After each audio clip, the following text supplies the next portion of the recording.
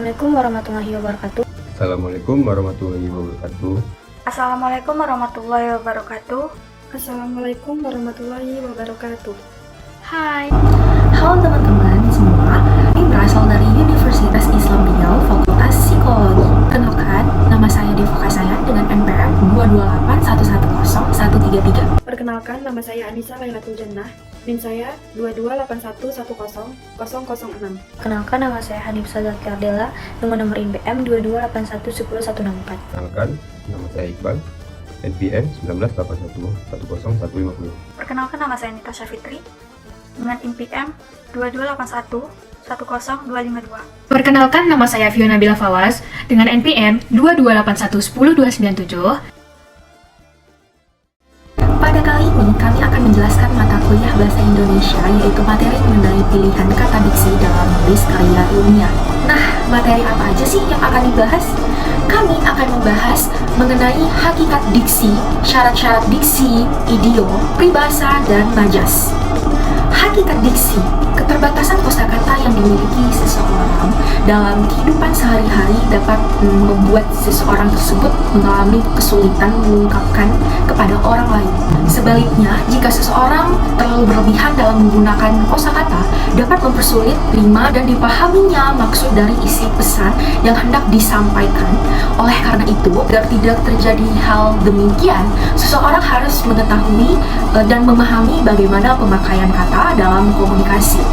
Pendapat yang dikemukakan oleh Keraf yang menurunkan 3 kesimpulan utama mengenai diksi, yaitu yang pertama, pilihan kata atau diksi mencakup pengertian kata-kata yang dipakai untuk menyampaikan gagasan, bagaimana membentuk mengelompokkan kata-kata yang tepat.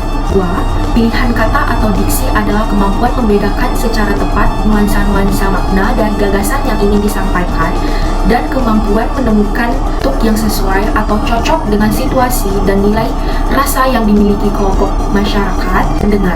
Yang ketiga, pilihan kata yang tepat dan sesuai hanya dimungkinkan penguasaan sejumlah besar kosakata atau pendaharaan bahasa. Jadi, dapat disimpulkan bahwa diksi adalah pilihan kata dan kejelasan lafal yang tepat untuk mengungkapkan gagasan, ide, atau pikiran ke dalam bentuk kalimat yang sesuai dengan situasi dan kondisi masyarakat pendengar atau pembaca dengan mempertimbangkan aspek makna kata, yaitu makna denotatif dan makna konotatif. Sebab sebuah kata dapat menimbulkan berbagai pengertian. Syarat-syarat diksi yang pertama, syarat ketepatan pemilihan kata. Ketepatan kata adalah kemampuan sebuah kata untuk menimbulkan gagasan yang sama pada imajinasi pembaca atau pendengar, seperti yang dipikirkan atau dirasakan oleh penulis atau pembaca. Syarat-syarat ketepatan pemilihan kata. Yang pertama, membedakan makna denotasi dan konotasi dengan cepat. Yang kedua, membedakan secara cermat makna kata yang hampir bersinonim. Yang ketiga, membedakan makna kata secara cermat kata yang hampir mirip ejaannya. Yang keempat, tidak menafsirkan makna kata secara subjektif berdasarkan pendapat sendiri jika pemahamannya belum dapat dipastikan.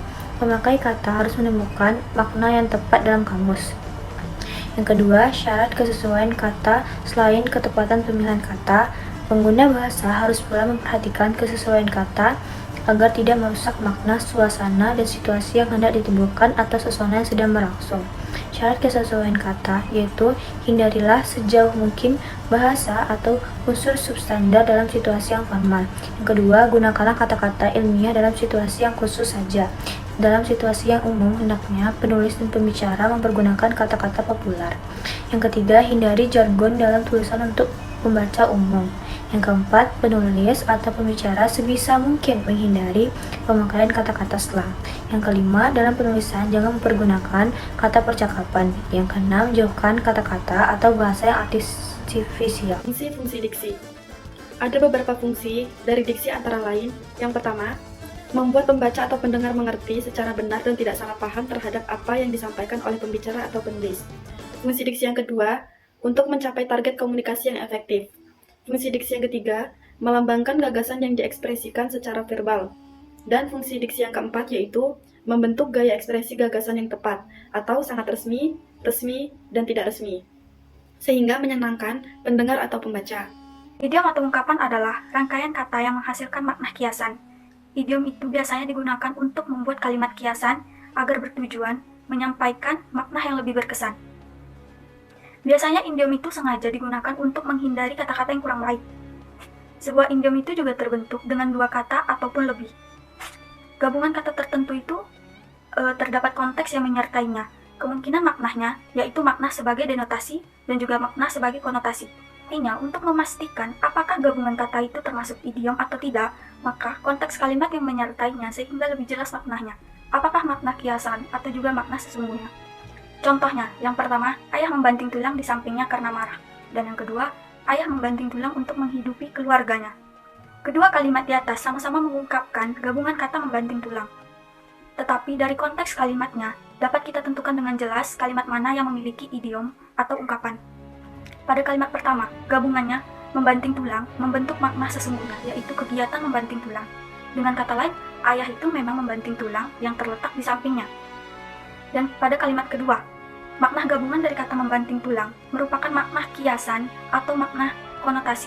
Artinya itu bekerja keras. Dengan demikian, kalimat yang diungkapkan idiom itu adalah kalimat kedua. Berdasarkan makna unsur pembentukannya, idiom terbagi menjadi dua jenis. Yang pertama, idiom penuh atau juga idiom jenis ungkapan yang maknanya tidak tergambar pada unsur pembentukannya. Dengan kata lain, makna ungkapan tersebut sama sekali tidak ada makna kata asalnya. Idiom penuh atau jenis ungkapan, maknanya itu tidak tergambar pada unsur-unsur pembentukannya. Dengan kata lain, makna ungkapan tersebut sama sekali tidak sama dengan makna kata asli. Maksudnya adalah ungkapan yang maknanya masih tergambar dalam masa unsur. Yang kedua, idiom sebagai adalah jenis ungkapan yang maknanya masih tergambar dalam makna unsur pembentukannya. Dengan kata lain, makna ungkapan tersebut masih sama, menggambarkan makna asli dari salah unsur untuk pembentukannya. Dilihat dari berdasarkan pemakaian atau pilihan katanya, idiom itu terbagi menjadi 7. Yang pertama adalah ungkapan dengan bagian tubuh. Yang kedua, ungkapan dengan bagian tubuh dilihat dari berdasarkan pemakaian kata atau pilihannya. Idiom itu terbagi menjadi 7. Yang pertama, ungkapan dengan bagian tubuh. Yang kedua, ungkapan dengan bagian tumbuhan. Yang ketiga, ungkapan dengan indera. Yang keempat, ungkapan dengan warna. Yang kelima, ungkapan dengan benda alam. Yang keenam, ungkapan dengan nama binatang. Dan yang terakhir yaitu yang ketujuh dengan ungkapan bilang. Peribahasa adalah bahasa kiasan berupa kalimat atau kelompok kata yang tepat susunannya dan biasanya bermaksudkan tertentu. Secara umum, peribahasa terbagi atas 4. Yang pertama, pepatah. Pepatah adalah peribahasa yang berisi nasihat atau ujaran dari orang tua atau para leluhur. Contohnya, seperti ilmu padi. Kiat berisi, kian berunduk. Artinya, orang yang pandai dalam berilmu biasanya tidak akan sombong. Yang kedua, perumpamaan. Perumpamaan merupakan peribahasa yang berisi perbandingan. Biasanya menggunakan kata seperti, bagai, bak, laksana, umpama, dan bagaikan. Contohnya, bagai air dan minyak. Artinya, tidak akan pernah bisa bersatu. Yang ketiga, ada pemeo. Pemeo adalah peribahasa yang berupa semboyan. Contohnya, bersatu kita teguh, bercerai kita runtuh. Yang keempat, ungkapan. Ungkapan adalah perkataan atau kelompok kata khusus yang menyatakan sesuatu maksud dengan arti kiasan. Contohnya, durian runtuh. Artinya, rezeki yang banyak. Majas atau gaya bahasa adalah pemanfaatan kekayaan bahasa, pemakaian ragam tertentu untuk memperoleh efek-efek tertentu. Keseluruhan ciri bahasa sekelompok penulis sastra dan cara khas dalam menyampaikan pikiran dan perasaan, baik secara lisan maupun tertulis. Majas terdiri dari beberapa jenis. Salah satunya yang pertama yaitu majas perbandingan. Majas perbandingan adalah membandingkan atau mengungkapkan sesuatu yang lain. Contoh dari majas perbandingan yaitu majas alegori. Majas alegori adalah ungkapan yang digunakan untuk menyatakan sesuatu dengan cara lain, bisa dengan cara kiasan atau penggambaran. Contohnya, sebagai manusia, cobalah untuk menjalani hidup layaknya air yang mengalir. Terus contoh majas perbandingan ada lagi majas simile, adalah ungkapan menggunakan perbandingan eksplisit yang dinyatakan dengan kata dean atau penghubung. Contohnya, tatap matamu bagai busur panah. Terus ada majas metafora, adalah merupakan perbandingan suatu benda dengan benda lain dengan sifat yang sama atau hampir sama. Contohnya yaitu kutu buku, tikus berdasi, buah tangan. Dan yang terakhir jenis dari majas perbandingan yaitu majas hiperbola. Majas hiperbola adalah jenis gaya bahasa yang mengungkapkan sesuatu secara melebih-lebihkan dari kenyataan. Terus yang kedua, majas pertautan. Majas pertautan adalah ungkapan yang berisi kata-kata kiasan dan berhubungan terhadap sesuatu yang ingin disampaikan dalam tulisan maupun lisan. Jenis-jenis majas pertautan, yang pertama majas metonimia. Majas metonimia merupakan gaya bahasa yang dapat dikatakan sebagai atribut atau nama pengganti dari suatu hal, sehingga memiliki hubungan erat berupa pemilik untuk barang atau penemu hasil penemuan. Contohnya, air mineral diganti dengan aqua. Misalnya kayak gini, Kak, aqua di rumah habis ya. Terus jenis majas pertautan ada lagi majas synecdoche.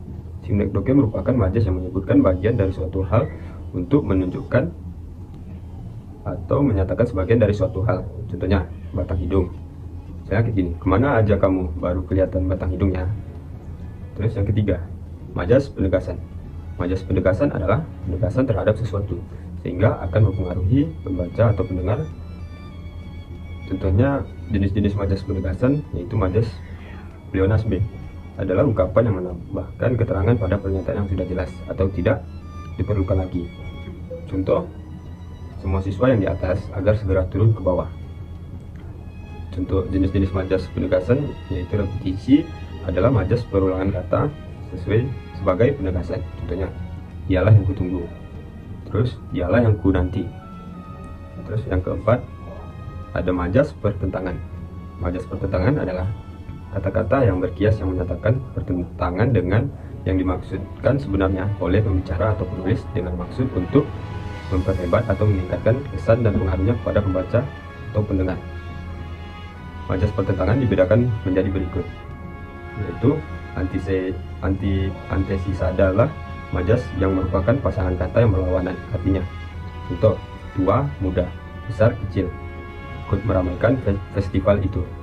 Terus ada paradoks, adalah majas yang mengandung pertentangan antara pernyataan dan fakta yang ada. Contohnya, aku merasa sendirian di tengah kota Jakarta yang ramai ini. Terus ada hiperbola. Hiperbola adalah majas yang berupa pernyataan berlebihan dari kenyataannya dengan maksud memberikan kesan mendalam atau meminta perhatian. Contohnya, suaranya menggelegar membelah angkasa. Terus ada litotes adalah majas yang menyatakan sesuatu dengan cara yang berlawanan dari kenyataannya dengan mengecilkan atau menguranginya. Tujuannya untuk merendahkan diri. Contohnya, makanlah seadanya hanya dengan nasi dan air putih saja. Terus yang terakhir ada majas sindiran. Majas sindiran ialah kata-kata berkias yang menyatakan sindiran untuk meningkatkan kesan dan pengaruhnya terhadap pendengar atau pembaca. Majas sindiran tersebut dibagi menjadi, yang pertama, ironi, adalah majas yang menyatakan hal yang bertentangan dengan maksud menyindir. Contohnya, ini baru siswa teladan. Terus setiap hari pulang malam. Terus yang kedua, sinisme, adalah majas yang menyatakan sindiran secara langsung. Contohnya, perkataanmu tadi sangat menyebalkan. Terus contoh yang kedua, misalnya, tidak pantas diucapkan oleh orang terpelajar sepertimu. Terus yang terakhir yaitu sarkasme, adalah majas sindiran yang paling kasar. Majas ini biasanya diucapkan oleh orang-orang yang sedang marah atau emosi. Contohnya, maaf muntah aku melihat wajahmu, pergi kamu. Nah, sekian dari penjelasan materi yang kami sampaikan. Apabila ada kekurangan kata atau kesalahan kata, mohon dimaafkan. Assalamualaikum warahmatullahi wabarakatuh. Sampai jumpa lagi. Bye-bye.